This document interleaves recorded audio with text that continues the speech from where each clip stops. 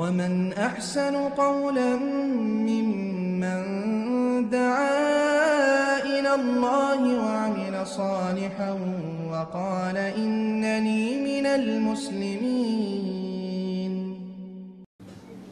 أعوذ بالله من الشيطان الرجيم. بسم الله الرحمن الرحيم.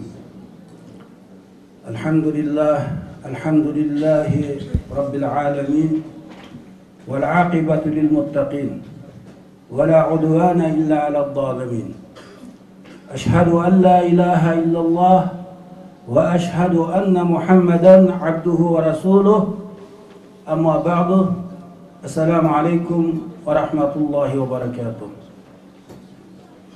Hürmetlik bu sorunga İslami nasihatlarni anlab, özünün kalbini uzuklandırış ve ustazlarının ta'lim terbiyeleri arkalık özünü mükemmel kurallandırıp Allah'a arzigidek Kur'an sünnetke layık mükemmel bir Müslüman buluş maksidi bilen ve şundakla hakiki bir muhacirde bulaşka tügeçlik sübetlerini ügünüp ve onu izçillaştırış maksidi bilen bu sorunga yığılgan barlık aziz Müslüman karımdaşlarımga Ulug Rabbim Allah Subhanahu ve Teala ve Tekaddes'nin güzel salamı olsun.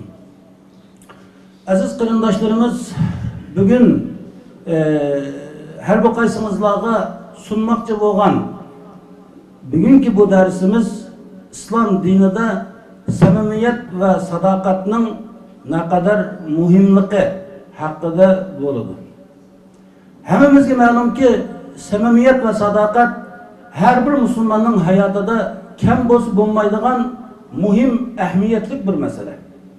Şu cümleden Müslümanların o'tirsidiki ixtiloflarning tugab Müslümanların ümlük ve ittifaqlikni amalga oshirishida ve Müslümanların özünün izzeti ve hürligini qo'lga keltirish uchun mürini tirab harakatlanadigan bo'lishlarida bu samimiyet ve sadakat intayin zo'r qimmatga ega ve ahmiyetga ega.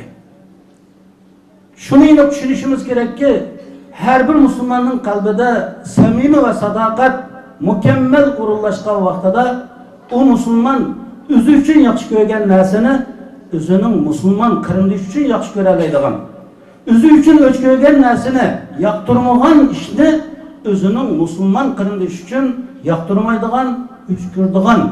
Mana bu halet onun da berpa buludur. Allah Subhanahu ve Teala hammamizni samimi sodiq Müslümanlardan bo'lgan nasib qilsin.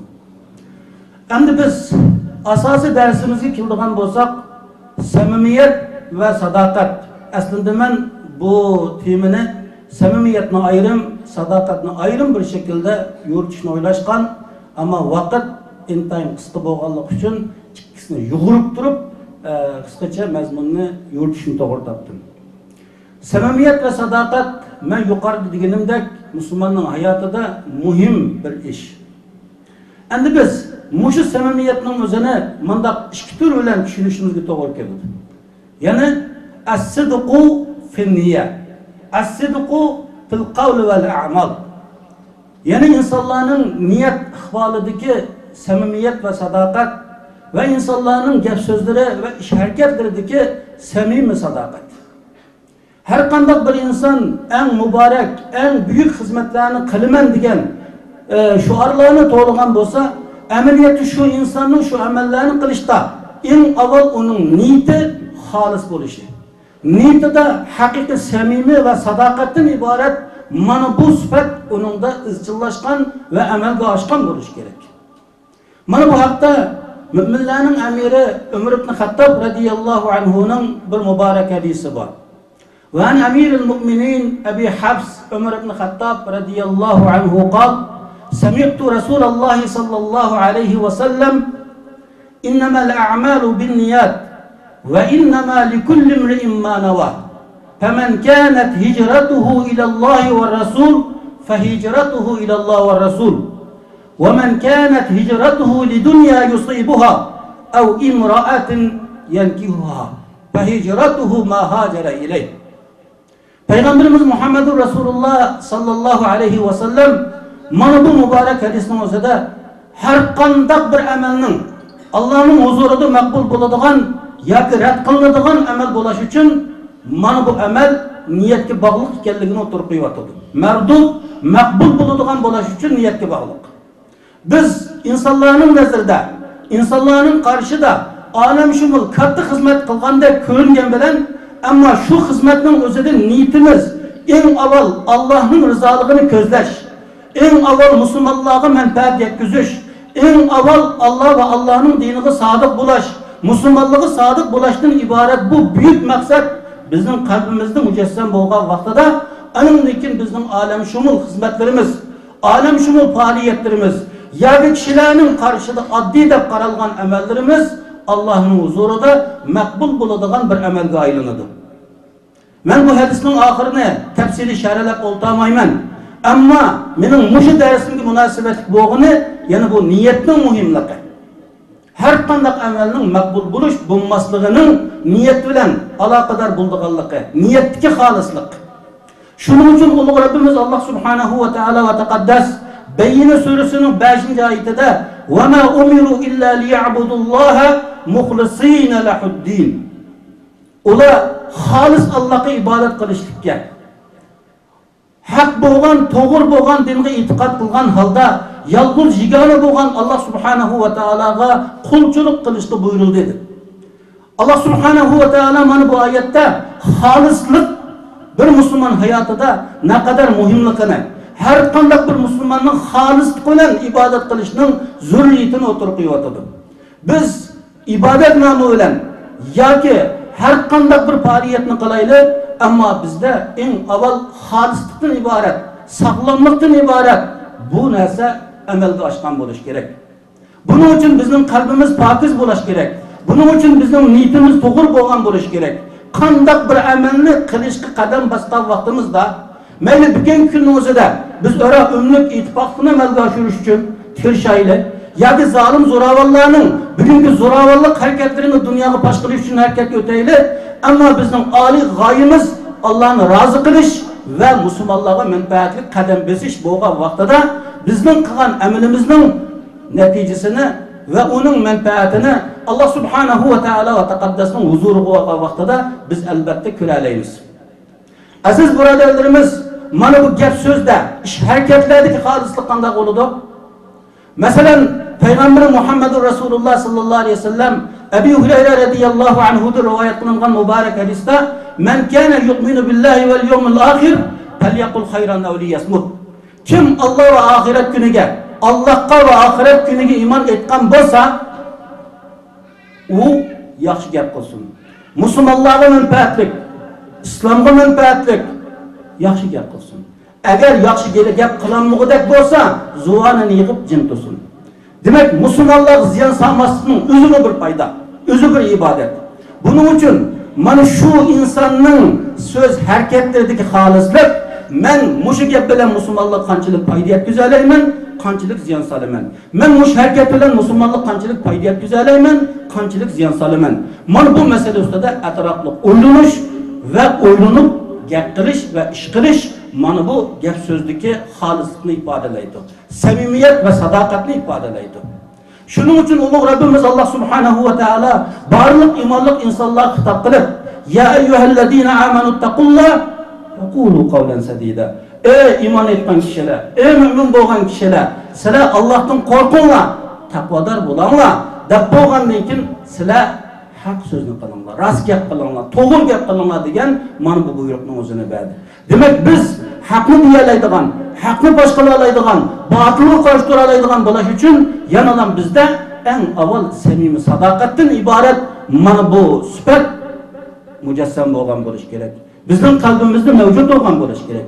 Mana bu samimiyat va sadoqatning ma'lum qismlari. Endi aziz birodarlar, ulug' Rabbimiz Alloh subhanahu va taolo Sura Tavbaning 119-oyatida barliq iymonlik, barliq mu'min bo'lgan kishilarga alayda samimiy sodiq bo'lgan kishilarning safidan o'rin olish, shu kishilar bilan bir qatorda buyuk davoni izchillashtirish, haqiqiy sabta mustahkam turishdan iborat mana bu buyruqni berdi. Alloh subhanahu va taolo dediki: "Ya ayyuhallazina amanu taqullah va kunu ma'as sodiqin." Ey iman etgan kişiler, ey mümin bolgan kişiler, Allah'tan korkunglar, takvadarlık kılinglar. Takvalık nima?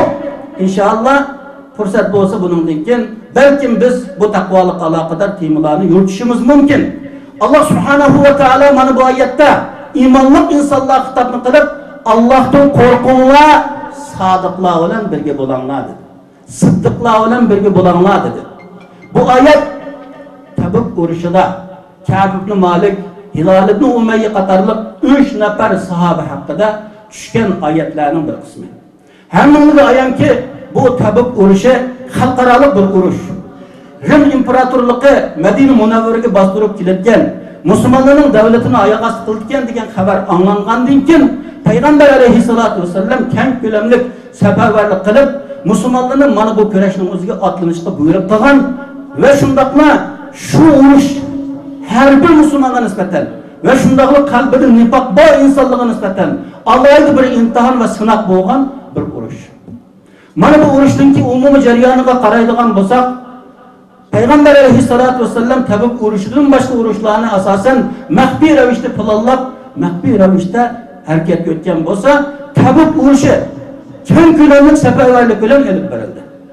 Mana bu urushning bo'lgan jarayoni birinchidan havo intan issiq, ikkinchidan bog'larda mevalar, xurmolar pishmay bo'lgan. Mana shunday sharoitning o'zida Payg'ambar alayhisalom butun Madinadagi muhojir va ansarlarga qor qo'yib mana bu kurashga chiqish buyrug'ini bergan vaqtida hatto Abdullah ibn Ubay boshchiligidagi munofiqlar Payg'ambar alayhisolatu vasallamning ustidan har turli o'sak so'zlarni taqitishga boshladi. Abdullah ibn Ubaydan iborat badbaxt munofiq uchuq ashkari men Muhammad va uning sahobalarining Rim imperatorligining qo'liga asir olib tushganini his qilyapman degan uchuq la'natgarlik so'zini ham ishlatdi. Hatta bir qism munofiqlar mushundaq pishg'irin issiqning o'zida biz uyaga chiqib nima ish qilamiz deganga o'xshagan har turli botil shuarlarni to'lashdi. Bu jarayonda bular hech qanday bir tayyorligini qilmadi. Shuning uchun Alloh subhanahu va taolo "Walau aradul khuruja la'addu lahu udda." Agar ularning bu buyuk kurashga chiqish irodasi bo'lgan bo'lsa, oldin tayyorligini qilgan bo'ladi. Safga kelgan bo'ladi, birlashgan bo'ladi, iymoniy va e'tiqodiy tayyorligini qilgan bo'ladi. Payg'ambarning peshini tutgan bo'ladi. Ammo ular uni hech birsini qilmadi. Uyga kirib yotdi ular. Alloh taolo mana bu munofiqlarning sifatini tilg'alib, bu payg'ambardan silinib qolgan munofiqlar uyga kirib xo'shalolab yotganligini alohida tilg'aldi. Demak, mana bu kurashning o'zida Payg'ambar alayhisalom alohida cho'ng talofatlik duch kelmagan bo'lsa-mu, bu kurashdan qaytib kelgandan keyin tamomiy munofiqlarning hammasi yuzlarcha insonlar Payg'ambar alayhisolatu vasallamning oldiga kelib, "Ya Rasululloh, bizning unda o'zurimiz bor, bunda o'zurimiz bor, holimiz undaqda" deb o'zining batil özürlerini Peygamber aleyhissalatu vesselam'ın aldığı taşlap Resulullah sallallahu aleyhi ve sellem'in konuğuna erişti. Ama yukarıda 3 nefer sahabe bizim özürümüz bu muvaffak özür emesinde Peygamber aleyhissallam'ın aldığı bahmedi. Mana bu kişilerge embargo yürgüzüldü. Demek mana muşula hakkında düşken ayetlerinin bir kısmıydı. Ben bunu Mişeli Toxtutumen Allah subhanahu ve teala mana bu ayette sadıklığıyla birge bulandı dedi. Bizim en avval sefimiz sadıklığın terk tapsın. Kazzaplar, yalgancılar, sahtipezler, aldancılar, neyranvazlar, şekilvazlar. Müslümanların seflerden urun ağan küne, pitniğva, ziddiyet, bölünür, ihtilaf, gayvet, her türlü ösek sözü oturma çıkıp Müslümanlar aldığı mağanmaydı karşı çıkıldı. Mana bu Rabbimiz Allah subhanahu ve teala tarafından sadaqatga buyurulgan büyük buyruk. Ama bu sadaqatning mertebesi çoğalgan vaqtida haqiqiy sodiq bo'lgan kishilar payg'ambarning qatoridan, shahidning qatoridan, solihlarning qatoridan o'rin oladi. Ulug' Rabbimiz Allah subhanahu ve teala Qur'oni Karimda "Va man yuti'illoha va rasul fa ulaika ma'allazina an'ama Allohu alayhim minan nabiyyin was-siddiqin wash-shuhada was-salihin." Kimki Allah'ın Resulü'ne itaat kılsa, en şu kişilerin o ahirette peygamberler, sıddıklar, salihler, şehitlerin katarıdın urun alıp Allah'a hitap kılır.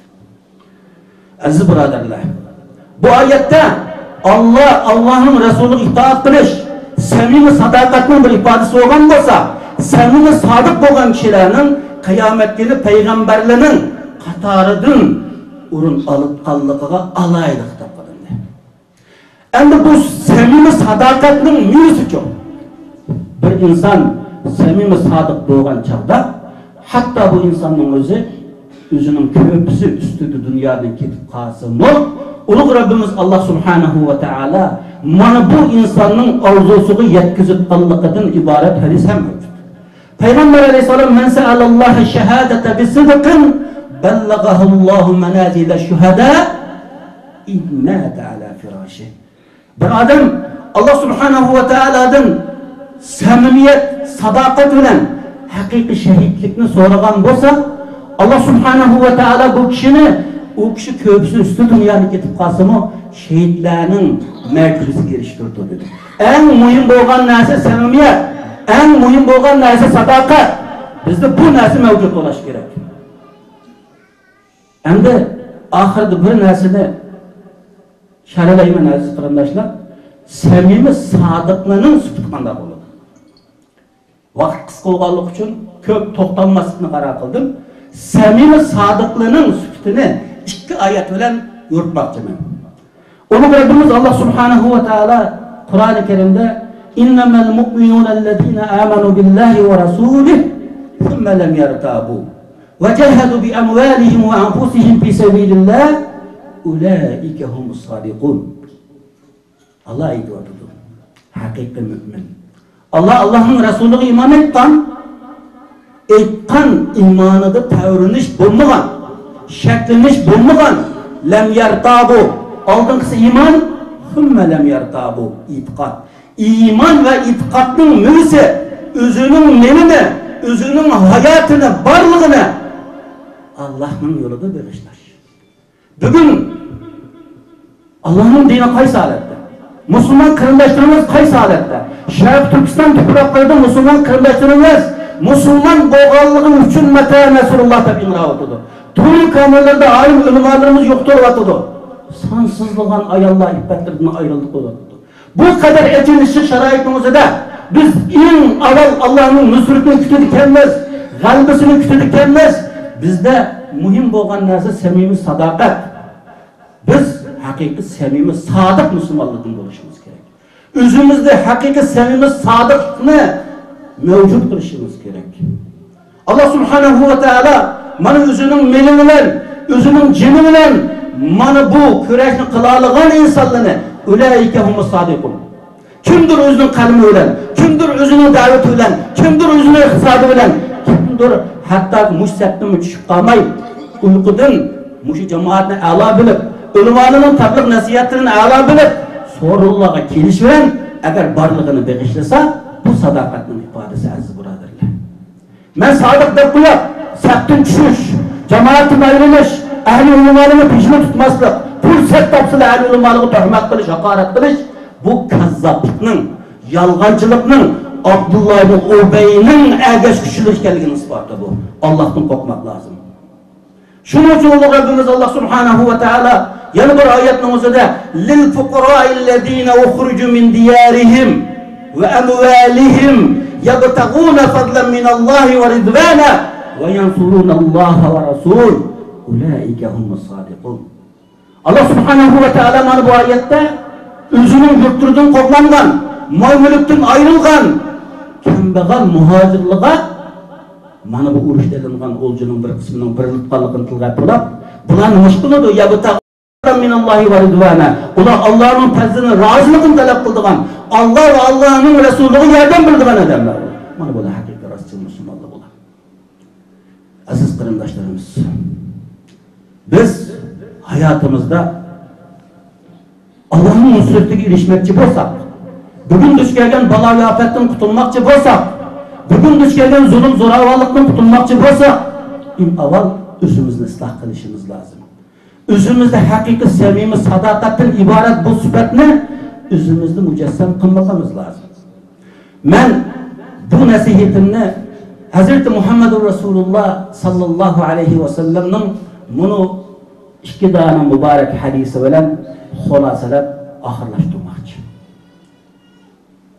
Van Jarir ibn Abdullah radiyallahu anhu qol. Bayatu Resulullah sallallahu aleyhi ve sellem ala ikamis salat ve itaiz zekat ve nushi li kulli muslim. Rabahu Bukhari ve Muslim. Cerir ibn Abdullah radiyallahu anhu şundaqdaydı. Bu kişinin rivayet kılanı. Men Peygamber Muhammed Resulullah sallallahu aleyhi ve sellemge namazı berpa qilishga, zakatni berishga, barliq musulmonga nasihat qilishga, barliq musulmonga samimiy bo'lishga bayat qildim degan ekan. Qarang, namazı berpa qilish, zakatni berishga va nus ala kulli muslim, li kulli muslim keltirdi. Biz mayli bizga foyda yetkazsin, mayli bizning chapinimizga ketarsin, mayli bizning g'aybatimizni qilsasin, mayli bizga qapoqni turib yo'qasin, ammo musulmonlar bo'layotgan unga nisbatan qalbimizda adovatimiz yoki uning yomon qarazidan o'chmanligimiz bo'lmasligi kerak. Barliq musulmon qarindishimizning bag'rimizni besishni, barliq izlayotgan muhojir qarindoshlarimizning ummat ittifoqni amalga oshirishni, barliq musulmon qarindoshlarimizning birlik va ittifoqlikni ro'yobga chiqarishini Alloh subhanahu va taolo va taqaddasdan samimiylik bilan tilashimiz kerak aziz birodarlarimiz. İkinci bir hadisda Tamim ad-Dari radiyallahu anhu'dan rivayet qilingan hadis. Bu kishi mundaq deydi. Qala Rasulullah sallallahu alayhi ve sellem ad-dinu an-nasiha. Peygamber aleyhissalatu vesselam dedi ki din samimiyettir, nasihattir, sadakattir, fidakarlıktır bu din. Kulna limen ya Resulallah. Biz Peygamber aleyhissalatu vesselam dedik ki ya Resulallah, bu din kimge samimiyettir bu, kimge nasihattir bu. Hazreti Muhammed Resulullah sallallahu aleyhi ve sellem dedi ki lillahi ve li kitabihi ve li rasulihi ve li a'immetil muslimine ve ammetihim. Resulullah aytdı. Bu din Allah için samimiyet. Allah için samimiyet kılmak ifade mi? Allah'ın buyruğunu icra kılış, Allah'ın çekligenlerinden keskin kol üzüp inadın yırak duruşundan ifade edilir. Allah subhanahu ve teala'nın hakiki bakti ilişiş için çıkargan prensiplerini amelge aşırışıyla ifade edilir. Allah'ın yolunda doğru kadem taşlayıp inişinden ifade edilir. Onu Rabbimiz Allah subhanahu ve teala Kur'an-ı Kerim ne dedi? فَمَنْ اتَّبَعَ هُدَايَ فَلَا يَضِلُّ وَلَا يَشْقَى فَمَنْ اتَّبَعَ هُدَايَ فَلَا خَوْفٌ عَلَيْهِمْ وَلَا هُمْ يَحْزَنُونَ. Kim benim yolumda geçsidir? Bu yol kaysi yol? İslam'ın yolu, Kur'an hadisinin yolu. Peygamber 23 yıllık hayatıda emeli besip icra kılıp siz bizge ölgü kılıp kaldığına yol. Allah subhanahu ve teala'nın ayet kim benim yolumda geçse فَلَا يَضِلُّ dünyada azmaydı o. Dünyada azmağa eden ne iş kılıdı? Hidayet tapman buludu. وَاسْتَقَامَ عَلَى الْحَقِّ hak üstüne müstehkem dağda kadamdaşlar mangan buludu. وَلَا يَشْقَى فِي الْآخِرَةِ ahiretten baksız olmayın. Kim benim yolumda geçse onun bu korkunuş yok. O hem ulaşmıyor. Biz in avval Allah'ın yolunu müstehkem turayız buradanlar. Kim turayla? Biz in avval Allah'ta sevgimiz sadakatine ne surayla? Mana bu vaxtda biz Allah'ta sevgimiz sadık boğan müminlerden dolamız. Allah'ın kitabına sevgimiz sadık olaş. Bu konu bu. Allah subhanahu ve teala Kur'an-ı Kerim'de İttebi'u ma unzile ileykum min rabbikum. Rabbine tarafından sizlerge düşürülgen ulug' mukaddes Kur'an-ı Kerim'ge erişinler davatıdır. Bugün kalallah deyilavassa. Kalıp hukun. Halimiz ne çıkula? Kalallah, kalı Resulüsü kalıp hukun. Halimiz ne çıkula? Halimiz ne bula? Aziz kardeşler, biz bu Allah'ın kitabını bilişimiz için, Allah'ın kitabını sevgimiz sadık buluşumuz için her insan ünlü kelimeler öz aldığı Allah'ın kitabını talim kıldığın, uya bu yerden üzüp, özünün bilgini formalarını tüzüp mağadığın kitap emezdir. Belki bu kitabını düşüngen, düşündüreleydiğin, asli manbadan bilalaydigan, iqtidorga ega bo'lgan ahlul ilmning peshini tutishilar. Ustozlarga ergishishilar. Anandan keyin biz mana bu Allohning kitobiga samimiy sodiq bo'ladigan bir holatda shakllantiramiz. Payg'ambar Muhammad Rasululloh sallallohu alayhi vasallam o'zining muborak hadisida la yu'minu ahadukum hatta yakun hawahu tabi'an lima ji'tu bih. Sizlarning beringlar, o beringlarning barliq xohishi, orzusi, men epkagan Qur'oni Karimga tava bo'lmoqchilik, mujassam bo'lmoqchilik kamil mu'min bo'lmaydi. Qana Qur'oni Karimga bizning ruhimiz sindimi? Kuni bisab Qur'on o'qiyapmizmi? Haftada bir par Qur'on o'qiyapmizmi? Aziz qarindoshlar, biz bugun televiziya ekranlariga ko'ngil bo'lgandek, yanchiqimizga telefonga ko'ngil bo'lgandek, g'aybat shikoyatlarga ko'ngil bo'lgandek, musulmonlarning ustidan qalaymigan tahlillarni yurgizib tuhmatlarga ko'ngil bo'lgandek, ulug' muqaddas Qur'oni Karim tushunish ko'ngil bo'ldikmi? Allohning dinini bilish ko'ngil bo'ldikmi?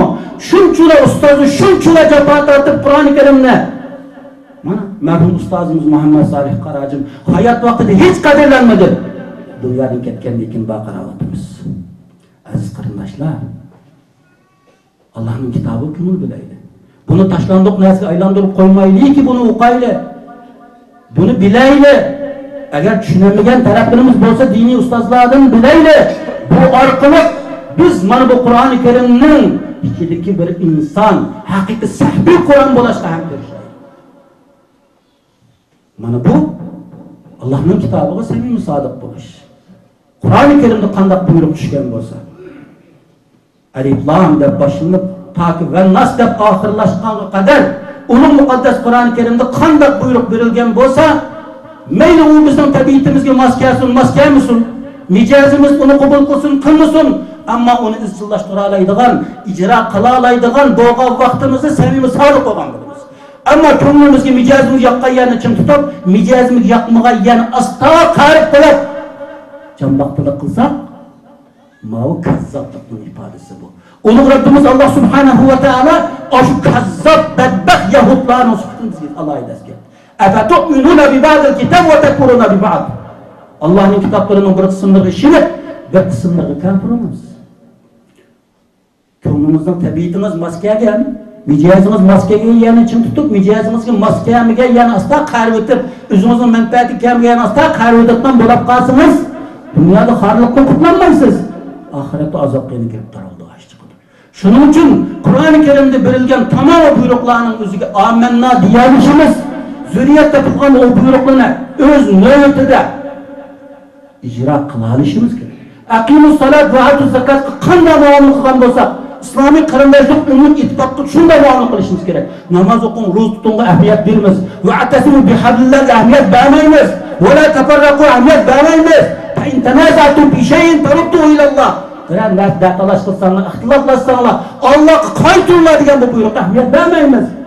Namazda hecep haliflerimiz, ruzun hecep halifler tutunuz, ama ihtilaftan hali emez, ziddiyetin hali emez, tebrikatın hali emez.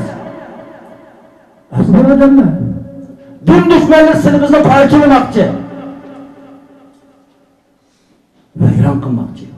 Birbirimize işenmez talep etmekçi. Vatan içinde bolsa, bir işenciden ayrış, iktisattan ayrış, cemaatin ayrıştan ibaret siyasetin kollanıp, bir Müslüman işenmekten hareket tuştan bolsa, çetelle de hem şu. Bir adamın çeçe akı olmaz, bügenle kaynap kal, hul, yine de kutlagan bu da o. Derhal guman bile gayret kılgan. Bir adamın sağını sağ uzak kal, ulu üstün yakılgan, kaltayıp kadın üstün yakılgan, kimin olşulap kalken yakılabatkan, Allah'tan korkuş diyen nesi buluş gerek az burada. Allah'tan korkmak lazım. Allah'tan korkmak lazım. Benim deydiğim bu. Bunun için biz Kur'an-ı Kerim talimatını kandak buyruk gelgen bolsa izchillashtiraylik. İcra kılaylı. Tamamı buyruklarını icra kılaylı. Ben yukarıda deganimdek namaz, ruzu buyruklarını kanday icra kılgan bolsak, İslami kırımdaşlık, uhuvvet buyruklarını şunday icra kılaylı. Takvalıkını şunday icra kılaylı. Mana bu Allah'ın kitabıga samimi sadık bulaşının ibadetidir. Allah'ın peygamberge samimi sadık bolaş. Bu nima bilan ifodalanadi? Peygamber ettirgan buyruqlarni izchillashtirish. Peygamber çekilgan yo'ldan keskin qo'l uzishni ifodalanadi. Ulug' Rabbimiz Allah subhanahu va taala "Va ma ataakumur rasulu fakhuzuhu va ma nahakum anhu fanta." Peygamber aleyhisselam nimani ettirgan bo'lsa qabul qilinglar, nimadan chekilgan bo'lsa inidan keskin qo'l uzib yiroq turinglar degan buyruqni berdi. Peygamber aleyhissalatu vesselam'ın sünnetiga chin yasilish mana bu peygamberge samimi sadık bo'lishning ifodasi. Ulug' Rabbimiz Allah subhanahu va taala Kur'an-ı Kerim'de "Kul in kuntum tuhibbunallaha fattabi'uni yuhibbukumullah." Eytini Muhammedur Resulullah sallallahu aleyhi ve sellem. Eğer ki sizler Allah'ını yaxshi ko'radigan bo'lsanglar, fattabi'uni yuhibbukumullah. Mana ergişin Allah sizlarni yaxshi ko'radi. Peygamberge erişish, peygamberning sunnatiga erişish, Allah'ını yaxshi ko'rganlikning ifodasi bo'lgan bo'lsa, Allah'ning muhabbetiga musharraf bo'lishning ifodasidir azizlarlar.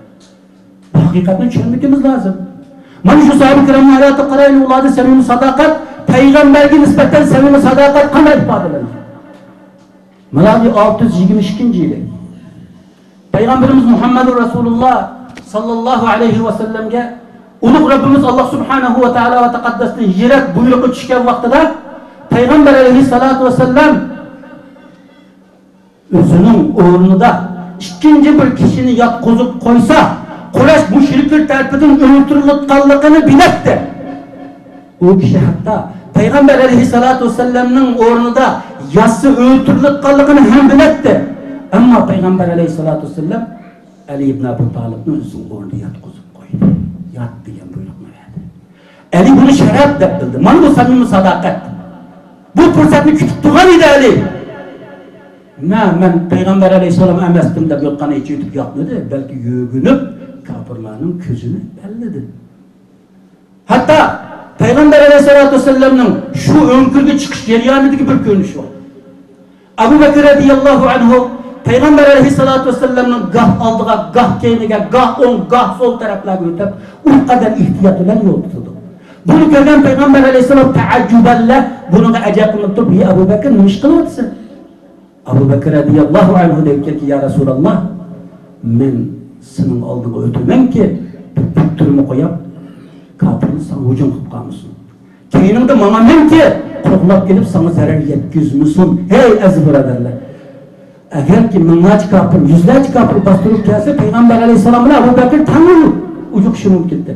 Ama mesela Abu Bakr Peygamber aleyhissalatu vesselam'ın aldığı kurban verişke. Mana samimiy sadaqatning ifodasi. Biz bugün ehli ilimlerimizning, Peygamber'in izbasari bo'lmuş ehli ilimlerimizning ve onların izzetini qo'llash uchun kurban bir bak tuxumu, bedel to'lab bak tuxumu. Abu Bakr Peygamber aleyhisselam yürüyüp tapaldan işip ketdi. Hatta önkürge kelish jarayonida Abu Bakr'ning bir diyalogi var. Peygamber aleyhisselam'a dedi ki "Ya Resulallah, sen mishada tuttuğun ben önkünün içine bir kirip çıkayım. Eğer biraz ziyandaş, haşaret, hayvan bo'lib kalsa, en avval mağaz yansaz. Karım, Abu Bakr önkünün için kündüden çavallarını düşüklerine yetdi. İşkidarı düşükü putunu koyup durup, kirgin "Ya Resulallah" dedi. Peygamber aleyhisselam kirdi. Herif çarçıganlık için Abu Bakr'nin dağında uxlab kalıdı. Abu Bakr'nin tapılıdan çayan çakırdı. Abu Bakr çayanның zahri sebebinden ter tamçıları tamçıp Resulullah'ın çırağına düşüyor. Resulullah çocuk oğlunu ne oldu ya Abu Bakr? Abu Bakr radiyallahu anhu dedi ki "Ludiltu ya Resulullah" çakıldı.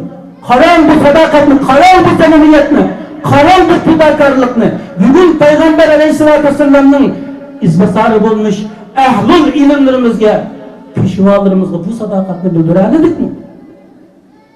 Bunun kartan nurgun misallı var idi. Vakit ıslap kalganlık için gibimni ahırlaştırışmaya bulmayın. Ahırda veli-a'immetil muslimin ve ammetihim Müslümanların yolbaşçıları, imamlar için samimi sadık ulaş. Her vakit qaysi bir millet öz işidan çıkan pişvalarını, alimlerle kadirlemizler. Kitaplarını taşlandık nesli aylandırıp koysa, bu milletin zavallıktan kurtulmakta kıyın aziz kırandaşlar. Kıyın. Biz öz içimizden çıkan pişvalarımızı kadirleyelim. Alimlerimizi kadirleyelim. Bunları samimi sadık olaydı. musulmon ommasiga samimiy sodiq bo'laylik. Islom ummatiga samimiy sodiq bo'laylikki, o'zaro bir-birimizni bag'rimizga bosaylik. Bir-birimizni bag'rimizga bosaylik. Bir-birimizning ayib nuqsonlarini tuzdayliki ortiqchiligini joriy qildirishga tirishaylik. Mana mushunday holat bizni barpo bo'lgan vaqtida mana bu haqiqiy samimiy sadoqat bizning hayotimizda izchillashgan bo'ladi va biz Alloh arzigidek haqiqiy mu'min bo'lgan bo'lamiz. Dunyoda baxtli, oxiratda baxtli insonlarga aylangan bo'lamiz. Shuning bilan birga biz chet ellarda ham namoyish deb chiqalaydigan, da'vat deb kelalaydigan birlik ittifoqini amalga oshirib, zalim, zo'ravon, tajovuz kuchlarga qapaqimizni alaytib bo'lmaydigan, ularni sirasini silib, dikki-dikkida yashtalaydigan, zurriyat topilganda ularning taxti baxtini vayron qilishga ham harakat qilalaydigan mu'min musulmonlardan bo'lishga albatta muvaffaq bo'la olamiz. Ulug' Rabbimiz Alloh subhanahu va taolo va taqaddas hammamizni mana bu samimiy, sodiq, rostchil mu'min musulmonlardan bo'lgan nasib qilsin.